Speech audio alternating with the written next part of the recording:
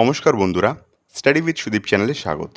আজকের ক্লাসে আমরা টপ 30 এমসিকিউ সিরিজের কোশ্চেন্স দেখব। প্রত্যেক দিনের মতন আজকের ক্লাসেও 30টা প্রশ্ন আছে, আর আজকের 30টা প্রশ্নই কিন্তু জিওগ্রাফি থেকে আছে। জিওগ্রাফি থেকে কেমন কেমন প্রশ্ন জিজ্ঞেস করতে পারে, পরীক্ষায় কী ধরনের প্রশ্ন আসতে পারে, সেগুলোই আজকে আমরা একটু দেখব। তোমাদের মধ্যে যারা নতুন আছো তাদেরকে বলবো যে এর আগে অনেকগুলো ক্লাস হয়ে গেছে ক্লার্কশিপ মিসলেনিয়াসের টপ 30 এমসিকিউ সিরিজের আন্ডারে। সো তোমরা যদি সেগুলো না দেখে থাকো তো ডিসক্রিপশন চেক করে নেবে, এই ভিডিও ডিসক্রিপশনসে সেই পুরোনো ভিডিওগুলোর লিঙ্ক তুমি পেয়ে যাবে। এছাড়াও তোমাদের মধ্যে যারা এখনও স্টাডি উইথ সুদীপ চ্যানেলকে সাবস্ক্রাইব করোনি তাদেরকে রিকোয়েস্ট করবো যে প্লিজ চ্যানেলটাকে সাবস্ক্রাইব করে নাও, আর বেল আইকনটা অবশ্যই প্রেস করে দাও যাতে প্রত্যেকটা ক্লাসের নোটিফিকেশনস ও নিউ জব আপডেটসগুলো তোমার কাছে সহজেই পৌঁছে যেতে পারে। তাহলে আর না দেরি করে শুরু করা যাক আজকের ক্লাসটা। দেখে নেব আমরা আমাদের প্রথম প্রশ্ন। ভারতের দীর্ঘতম রোড টানেলের নাম বলুন। অপশানসে রয়েছে Atal tunnel, Zojila tunnel, doctor Shyamaprasad Mukherjee tunnel. তো আমাদের অপশন সিটা হয়ে যাবে কারেক্ট উত্তর। ডক্টর শ্যামাপ্রসাদ মুখার্জি টানেল হচ্ছে দীর্ঘতম রোড টানেল। আর এটা কবে উদ্বোধন করা হয়েছিল? এটা 2017-তে উদ্বোধন করা হয়েছিল। আর এটার আরেকটা নাম আছে, সেটা হচ্ছে চেনানি নাসরি টানেল। ঠিক আছে, নেক্সট প্রশ্ন দেখব আমরা। নিচের কোন দ্বীপটি বঙ্গোপসাগরে অবস্থিত? মিরু, মিনিকয়, দিউ নাকি আন্দামান ও নিকোবর? তো এর সঠিক উত্তর হয়ে যাবে অপশন ডি, আন্দামান ও নিকোবর। বাদ বাকিগুলো আরব সাগরে রয়েছে। ঠিক আছে, নেক্সট প্রশ্ন দেখব আমরা। ভারতীয় স্ট্যান্ডার্ড টাইম মেরিডিয়ান ড্যাশ এর মধ্যে দিয়ে যায় না। এখানে না বলেছে, এটা একটু নোটিস করবে, কারণ এক্সাম হলে এই ছোটো ছোটো জিনিস নোটিস না করেই কিন্তু তোমরা ভুল অ্যান্সার মার্ক করে চলে আসো। যদি বলতো যে এটা কোথায় অবস্থিত আছে তাহলে আমরা কিন্তু বলতাম এটা উত্তরপ্রদেশের মির্জাপুরে আছে। আর যদি এটা লঙ্গিটিউড ওয়াইজ জিজ্ঞেস করতো তাহলে হতো 82 ডিগ্রি 30 মিনিট লঙ্গিটিউড। ঠিক আছে, তাহলে আমাদেরকে শুধুমাত্র এইটুকুটাই দেখতে হবে যে 82 ডিগ্রি 30 মিনিট লঙ্গিটিউডটা কোন কোন স্টেট দিয়ে যায় আর কোন স্টেট দিয়ে যায় না, তাহলেই তুমি এই প্রশ্নের উত্তরটা করতে পারবে। আর অবভিয়াসলি তোমাদের যদি এটাও জানা থাকে যে এটা উত্তরপ্রদেশে আছে, তাহলে তোমরা জানোই যে মহারাষ্ট্র কিন্তু উত্তরপ্রদেশের অপোজিট সাইডে আছে। তাহলে সঠিক উত্তর হয়ে যাবে অপশন সি। নেক্সট প্রশ্ন দেখব আমরা। একজন ব্যক্তি যিনি মানচিত্র বা চার্ট আঁকেন বা তৈরি করেন তাকে ড্যাশ বলা হয়। তো তাকে অপশন বি কার্টোগ্রাফি বলা হয়। কার্টোগ্রাফার বলা হবে অ্যাকচুয়ালি এখানে, বাট কার্টোগ্রাফি লিখেছে। সেই প্রফেশনটাকে অ্যাকচুয়ালি কার্টোগ্রাফি বলা হয়। ঠিক আছে, নেক্সট প্রশ্ন দেখব আমরা। সবচেয়ে বড় গিরিখাত ভ্যালেস ম্যারিনেরিজ কোন গ্রহে অবস্থিত? তো এর সঠিক উত্তর হয়ে যাবে অপশন সি, মঙ্গলে অবস্থিত এটা। ঠিক আছে, নেক্সট প্রশ্ন দেখব আমরা। সোনালী চতুর্ভুজ বা গোল্ডেন ট্রায়াঙ্গল কি? তো গোল্ডেন ট্রায়াঙ্গল হচ্ছে অপশন সি, ন্যাশনাল হাইওয়ের প্রজেক্ট। এই প্রজেক্টের আন্ডারে ইন্ডিয়ার 4টা যে মেজর সিটি আছে, মানে নর্থের দিকে দিল্লি, সাউথের দিকে চেন্নাই, ইস্টের দিকে কলকাতা আর ওয়েস্টের দিকে মুম্বাই, এই 4টা শহরকে কানেক্ট করা হবে। ঠিক আছে, নেক্সট প্রশ্ন দেখব আমরা। রায়পুর ড্যাশ এর রাজধানী শহর। রায়পুর কোন স্টেটের ক্যাপিটাল, এটাই জিজ্ঞেস করেছে প্রশ্নে। এর সঠিক উত্তর হয়ে যাবে অপশন বি, ছত্তিশগড়। নেক্সট প্রশ্ন দেখব আমরা। কামরূপ ভারতের কোন অঞ্চলের প্রাচীন নাম? তো কামরূপ কোন স্টেটের প্রাচীন নাম? এর সঠিক উত্তর হয়ে যাবে অপশন ডি, আসামের। ঠিক আছে, তোমাদের মধ্যে অনেকেরই জানা হবে হয়তো যারা নর্থ বেঙ্গল থেকে আছো যে কামরূপ এক্সপ্রেস নামের একটা ট্রেনও চলে, তো সেটা থেকেও তোমরা এর উত্তরটা গেস করতে পারতে। নেক্সট প্রশ্ন দেখব আমরা। হেমিস ন্যাশনাল পার্ক কোথায় অবস্থিত?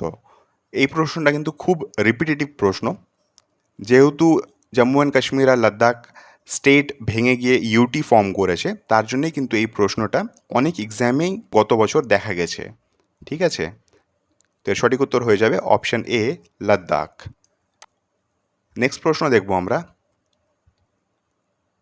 নিরক্ষীয় অঞ্চলে তীব্র বাষ্পীভবনের ফলে সৃষ্টি বৃষ্টিপাতকে ড্যাশ বলা হয়।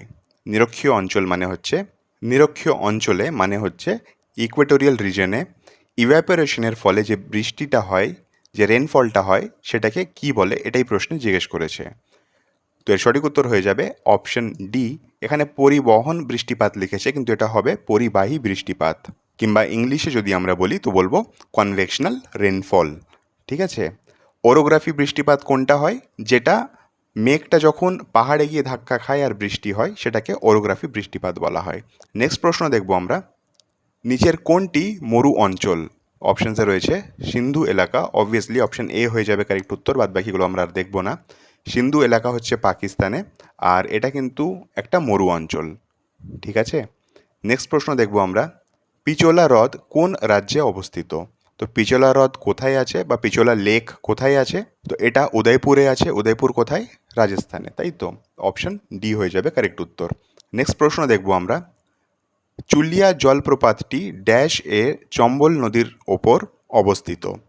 চুলিয়া জলপ্রপাত, জলপ্রপাত মানে হচ্ছে ওয়াটারফল। ঠিক আছে, তো চুলিয়া ওয়াটারফল কোথায় আছে? এরা বলে দিয়েছে যে চম্বল নদীর উপরে, কিন্তু কোন স্টেটে? চম্বল নদী দুটো স্টেটকে ক্রস করে, একটা মধ্যপ্রদেশে তার সৃষ্টি হয় আর সে রাজস্থান হয়ে তারপরে আবার গঙ্গা নদীতে মিলে যায়। তো চুল্লি জলপ্রপাতটি বা চুল্লি ওয়াটারফল রাজস্থানে আছে। ঠিক আছে, অপশন সি হয়ে যাবে কারেক্ট উত্তর। নেক্সট প্রশ্ন দেখব আমরা, এই চম্বল নদী দেখলাম বলে মনে পড়লো, আমাদের চ্যানেলে একটা গঙ্গা রিভার সিস্টেম বেশ অ্যানিমেশনের সাহায্যে বোঝানো হয়েছে। খুব ছোট্ট ভিডিও আছে, তোমরা চাইলে সেটা রেফার করতে পারো। সেখানে নদী কোথায় সৃষ্টি হয়েছে আর কোথায় গিয়ে কোন নদীর সঙ্গে মিলছে সেই সমস্ত কিছু ডিটেলে বোঝানো হয়েছে। তো সেটা তোমরা একটু দেখে নিলে তোমাদের এগুলো যদি ডাউট থাকে তাহলে সেটা ক্লিয়ার হয়ে যাবে। নেক্সট প্রশ্ন দেখব আমরা, দক্ষিণ গোলার্ধে আন্টার্কটিকায় ভারতের স্থায়ী গবেষণা কেন্দ্রের নাম কি? অবভিয়াসলি এটা তোমরা সবাই জানো, অপশন ডি হয়ে যাবে কারেক্ট উত্তর, দক্ষিণ গঙ্গোত্রী। নেক্সট প্রশ্ন দেখব আমরা, নিচের কোন জল বিদ্যুৎ প্রকল্পটি তামিলনাড়ুতে অবস্থিত নয়? আগেন দেখো এখানে নয় বলেছে, আর সঠিক উত্তর হয়ে যাবে অপশন এ, ইডুক্কি। ইডুক্কি কেরালাতে আছে, আর এটা কেরালার সবথেকে বড় জল বিদ্যুৎ প্রকল্প। জল বিদ্যুৎ প্রকল্প মানে হচ্ছে হাইড্রো পাওয়ার প্রজেক্ট। ঠিক আছে, নেক্সট প্রশ্ন দেখব আমরা, নিচের কোন শহরে হিন্দুস্তান মেশিন ও টুল ইন্ডাস্ট্রি অবস্থিত? এর সঠিক উত্তর হয়ে যাবে অপশন ডি, বেঙ্গালুরু। 1953-তে হিন্দুস্তান মেশিন অ্যান্ড টুল ইন্ডাস্ট্রির স্থাপনা করা হয়েছিল বেঙ্গালুরুতে। ঠিক আছে, নেক্সট প্রশ্ন দেখব আমরা, নিচের কোন রাজ্যে সবচেয়ে বেশি তামার মজুদ রয়েছে? দেখো এই প্রশ্নে বলছে যে তামার মজুদ রয়েছে, মানে কপার প্রোডাকশন জিজ্ঞেস করছে না, কপার রিজার্ভার সব থেকে বেশি কোথায় আছে এটা জিজ্ঞেস করছে। ঠিক আছে, দুটোর মধ্যে কিন্তু তফাৎ আছে। একটা হচ্ছে যে কপার প্রোডাকশন কোন স্টেট বেশি করে, আর একটা হচ্ছে কোন স্টেটে কপার রিজার্ভার বেশি আছে। ঠিক আছে, তো কপার প্রোডাকশন যদি বলতো তাহলে আমরা উত্তর মার্ক করে আসতাম মধ্যপ্রদেশ। মধ্যপ্রদেশ কিন্তু নাম্বার 1 কপার প্রডিউসিং স্টেট বর্তমানে, তার আগে কিন্তু রাজস্থান ছিল অবভিয়াসলি। আর সবথেকে বেশি তামা কোন স্টেটে মজুদ আছে বা সবথেকে বেশি রিজার্ভার কোথায় আছে? তো এটার সঠিক উত্তর হয়ে যাবে অপশন ডি, রাজস্থান। ঠিক আছে, নেক্সট প্রশ্ন দেখব আমরা, নিচের কোন দ্বীপটি লক্ষাদ্বীপের অন্তর্গত নয়? তো প্রশ্নে বলছে যে লাক্ষাদ্বীপের আন্ডারে কোন দ্বীপ বা আইল্যান্ড নেই অপশনসগুলোর মধ্যে। প্রথমটা হচ্ছে কাভারেট্টি, কাভারেট্টি অবভিয়াসলি লাক্ষাদ্বীপে আছে। আমিনি, আমিনিটাও কিন্তু লাক্ষাদ্বীপে আছে। মিনিকয়, মিনিকয় কিন্তু লাক্ষাদ্বীপে আছে। নীল, নীল কিন্তু আন্ডামান নিকোবর সাইডে রয়েছে। ঠিক আছে, তাহলে সঠিক উত্তর হয়ে গেল নীল।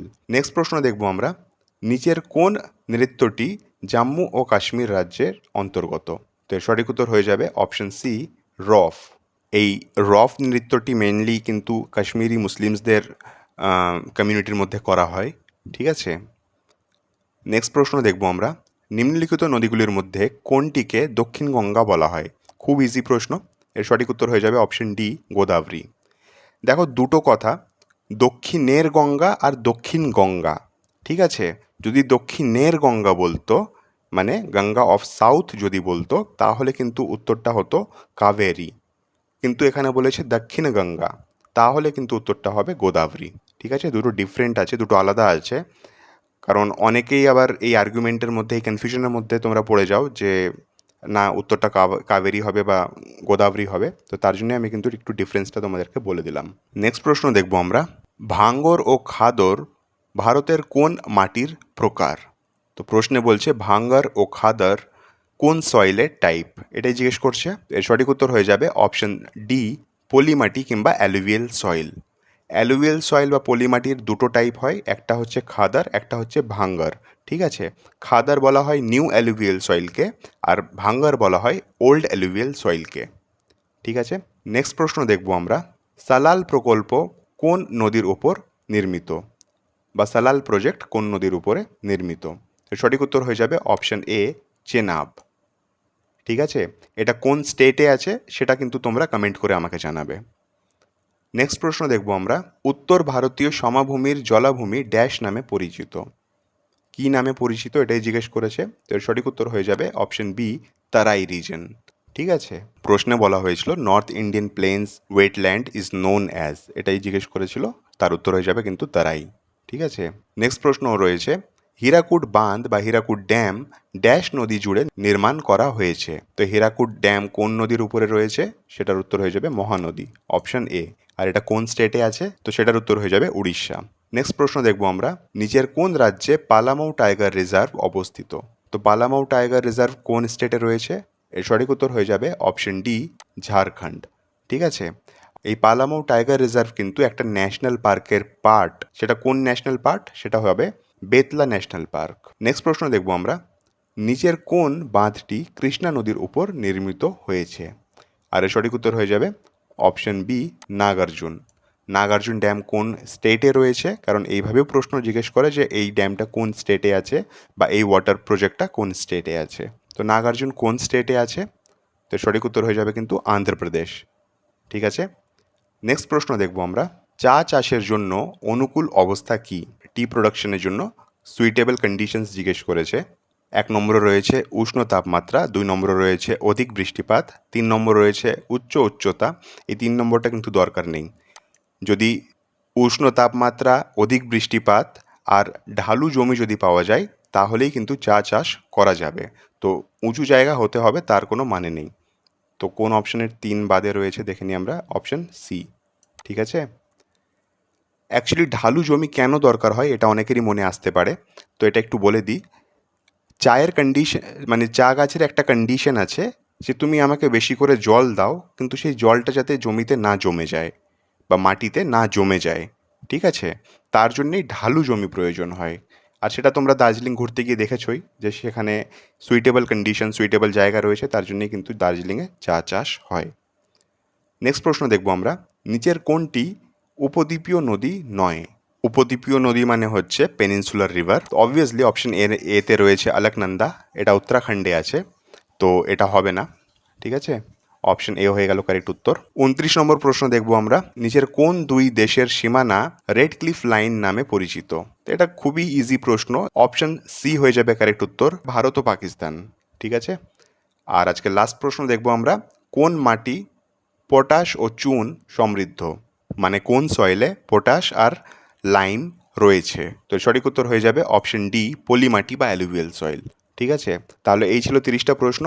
ক্লাসটা যদি ভালো লেগে থাকে তো প্লিজ ভিডিওটাকে লাইক করো, আর তোমার মতন যারা প্রিপারেশন নিচ্ছে ক্লার্কশিপ বা মিসলেনিয়াসের, যারা প্র্যাকটিস সেট খুঁজছে, তাদের সঙ্গে প্লিজ এই ভিডিওটা একটু শেয়ার করে দিও। তোমাদের যদি কিছু মন্তব্য বক্তব্য থাকে তো কমেন্ট বক্স ওপেন আছে, অবভিয়াসলি কমেন্ট করতে পারো।